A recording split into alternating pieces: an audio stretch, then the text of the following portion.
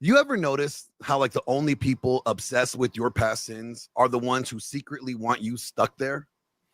It's always that church lady with 3 divorces and a Xanax prescription who can't stop reminding me about the time I used to sell drugs at the back of my Buick. Like, congratulations, Karen. You are a sin historian that nobody asked for. What are you, the IRS for my soul?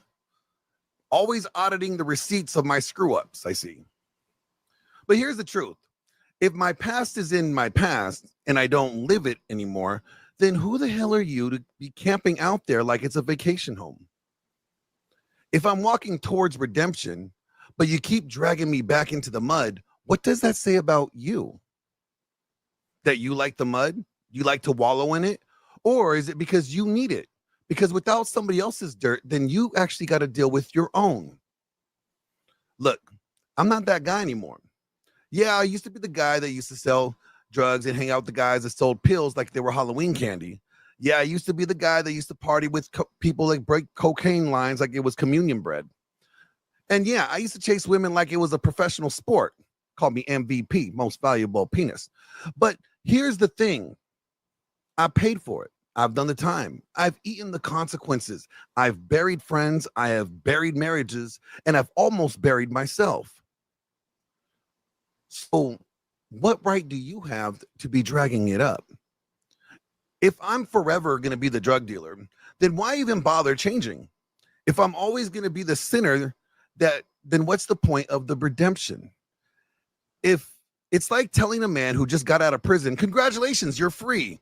But also you're never free because we're still going to treat you like inmate 4576. Hell, if that's the case, then pass me my orange jumpsuit and call me by my prison nickname again, Big Daddy. At least then I knew what I was dealing with. And let's not lie. It's always those self-righteous Christians, isn't it? The holier than thou crowd, the one that clutch their pearls on Sunday morning but choke on their pastor's dick Saturday night. Yeah, I said it. They've got skeletons in their closets that make Jeffrey Dahmer look like a vegan.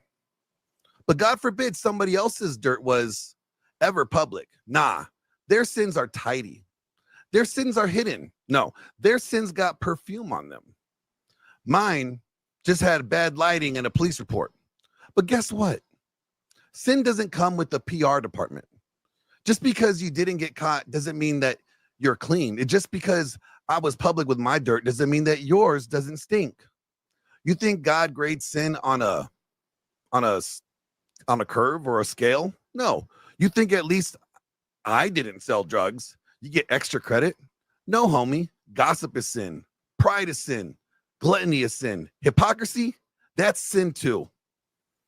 And it smells worse than anything I've ever cooked up in the trap house. See, this is where it gets real.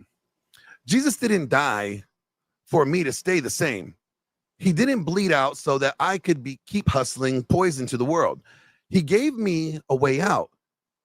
And if you can't respect that road, then that's not my problem. That's your bitterness. That's your protection. That's your desperate need to feel taller by standing on somebody else's grave. And let's be blunt. Y'all don't even want redemption. Y'all want reality TV. You want the mugshot, the relapse, the crash and burn. Because as long as I'm the bad guy, you get to play the victim.